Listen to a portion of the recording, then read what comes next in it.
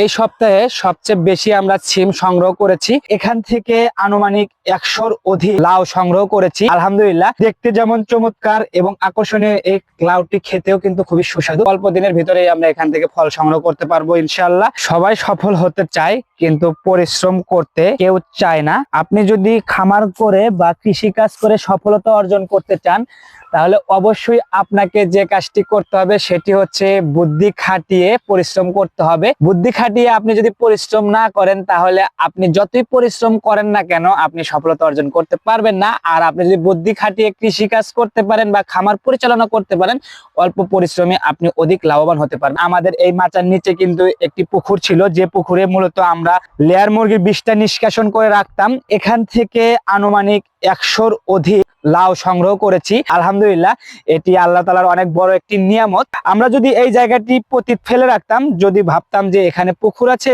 বিষটা রাখি এখানে নোংরা, এই জায়গায় আমরা মাচা কেন করব বা এখানে কেন লাউ গাছ লাগাবো, তাহলে কিন্তু আমরা কখনোই এখান থেকে 100-র অধিক লাউ সংগ্রহ করতে পারতাম না। যদিও আমরা এগুলো বিক্রি করি নাই, আমরা নিজেরা খেয়েছি এবং আমরা আত্মীয় স্বজনদের মাঝে এগুলো দিয়েছি। তারপরেও আমরা এখান থেকে যে 100-র অধিক লাউ সংগ্রহ করেছি, এটি কিন্তু খুবই আশ্চর্যের একটি বিষয়। একটি পরিত্যক্ত জায়গা থেকে 100-র অধিক লাউ সংগ্রহ করা খুবই কঠিন। আমরা আজকেও এসেছি এখান থেকে লাউ সংগ্রহ করতে। আমরা যদি দেখানোর চেষ্টা করি, তবে আপনারা দেখতে পাবেন আমাদের এখানে কিন্তু খুবই ভালো চমৎকার একটি লাউ।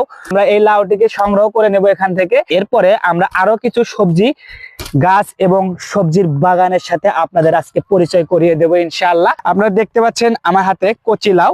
এই লাউটি দেখতে যেমন চমৎকার এবং আকর্ষণীয়, এই লাউটি খেতেও কিন্তু খুবই সুস্বাদু। আপনারা যারা খামারি আছেন, খামারের আঙিনায় যদি একটু পরিমাণও জায়গা থেকে থাকে, আপনারা সেই জায়গা নষ্ট না করে সেই জায়গাতে কোনো কিছু যদি করতে পারে, তাহলে আপনার সেখান থেকে বাড়তি আয়ের একটি সুযোগ সৃষ্টি হবে এবং আপনি আপনার পরিবারের চাহিদা পূরণ করতে সক্ষম হবেন ইনশাআল্লাহ। আমরা এই গাছটি থেকে যে পরিমাণ সিম সংগ্রহ করেছি, বাজার থেকে কিনতে গেলে আমাদের অনেক টাকা প্রয়োজন হতো।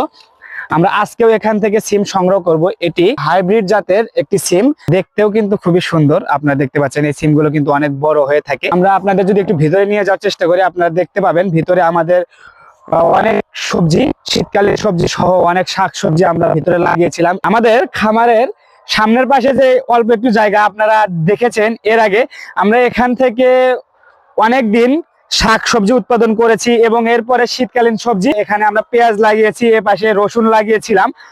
আমরা এখান থেকে এগুলো সংগ্রহ করেছি। তবে অতিরিক্ত সারের কারণে আমাদের এখানে শসা গাছগুলো মরে গিয়েছে। যে দুই একটি গাছই আমাদের এখানে বেঁচে আছে, তার থেকে কিন্তু ফুল ধরা শুরু হয়েছে। আল্লাহর রহমতে অল্প কিছুদিনের মধ্যে আমরা এখান থেকে ফল সংগ্রহ করতে পারবো ইনশাআল্লাহ। আমরা প্রচুর পরিমাণে সিম সংগ্রহ করেছি এই কয়েকদিনে, যা কল্পনারও বাইরে। আমরাও কখনো কল্পনা করতে পারি নাই যে আমরা এত পরিমাণ সিম এখান থেকে পাবো বা সংগ্রহ করতে পারবো।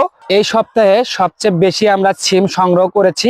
যদি আমরা এই জায়গাটিকে ফেলে রাখতাম, তাহলে কিন্তু কখনোই আমরা এই জায়গা থেকে সবজি সংগ্রহ করতে পারতাম না, এখান থেকে বাড়তি আয়ের সুযোগ পেতাম না।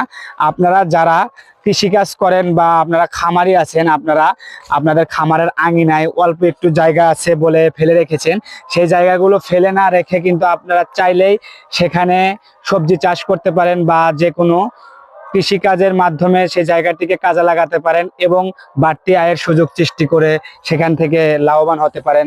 যাই হোক, আমাদের জন্য দোয়া করবেন, আমাদের সবজি বাগানের জন্য দোয়া করবেন। সকলে ভালো থাকবেন, সুস্থ থাকবেন। আল্লাহ হাফেজ।